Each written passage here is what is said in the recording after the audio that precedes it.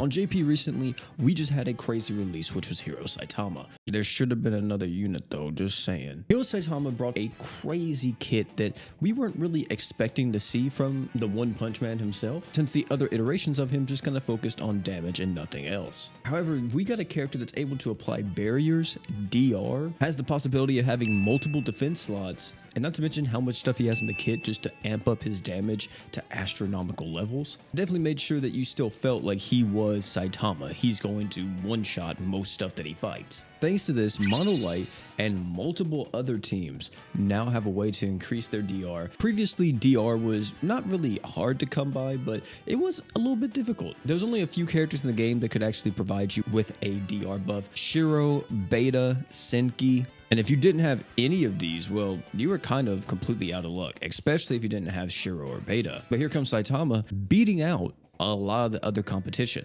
I've been seeing Saitama be used in so many different fights, especially very challenge fights now, as the main mitigation tank. However, there's a way to further amplify Saitama and just make him seem like he has a chokehold on the metagame right now. And that is by utilizing the character that came out prior to him. Kinchin and Saitama are a devious duo. It almost seems like that these two were made with each other in mind. Everything in Kinchin's kit amplifies what Saitama does. The super art damage buff, the stackable attack buff, having crit chance for all of your allies. And then when you have the passive that's able to give you even more DR to a maximum of 40% for 2 minutes. OP, in order for this to be utilized to the fullest, don't you need full monolight human characters? Not necessarily. If you can add more monolight characters to the team, that's great. However, just Kinchin and Saitama alone with 2 other humans is more than enough. With the other 2 slots just being human characters, well, it opens up a whole can of worms that you maybe weren't expecting. Like we could put Ultimate Paladin Roy here and make him the leader to give us even more physical res for the first 70 seconds of a quest. We could use Hoka to give us crazy crit damage, Shadow for stackable physical res down, Summer Miyu, or even the newest release on JP, Young Emperor, because on his super art, not only does he give you 50 art gauge to the entire team, he also increases light damage for the entire team by up to 200% for the first 90 seconds of a quest, and you can stack this thing. And to be able to show you this to the fullest, look at this. This is by this gentleman or lady, appreciate it. But this is the exact team I'm talking about here. And you will see that if we script all the way over to the boss wave, look at how oppressive this is. And look at the timer too. The timer, we've been in the fight for 1 minute and 17 seconds. Even if this goes longer than 2 minutes, which it probably will, there is no fear whatsoever once Kinchin's DR wears off. 3 defense items. We have Red Nose, Roydol, and Seswavy Frill. I mean, they're not taking any damage from all of this. Look at Saitama's damage right here. Watch whenever he punches. Look at oh, wait, no, he's not punching. He's doing his little. The thing is that even though Summer Chloe's here, we don't have to use Monolight. That's the big thing. We do not have to use it. Just 2 of these characters, Kinchin and Saitama, or you run 3 of them with Kinchin, Saitama, and Emperor. And by the way, they're going to be able to beat this fight, or I think right whenever the DR buff wears off, which is kind of insane to think about, but literally, I think they're going to beat it right here. Yeah, look at that. They beat it at 2 minutes and 3 seconds. That's crazy. And I think this is one of the Nova Crest Palaces, or this one of the extremes. I don't remember. But we look at the stat sheet here. Look at Saitama, 28 million on top of Emperor's 21 million. There's another one where I was talking about the Kinchin using like 3 light units, and then, you know, this one actually has 3 humans.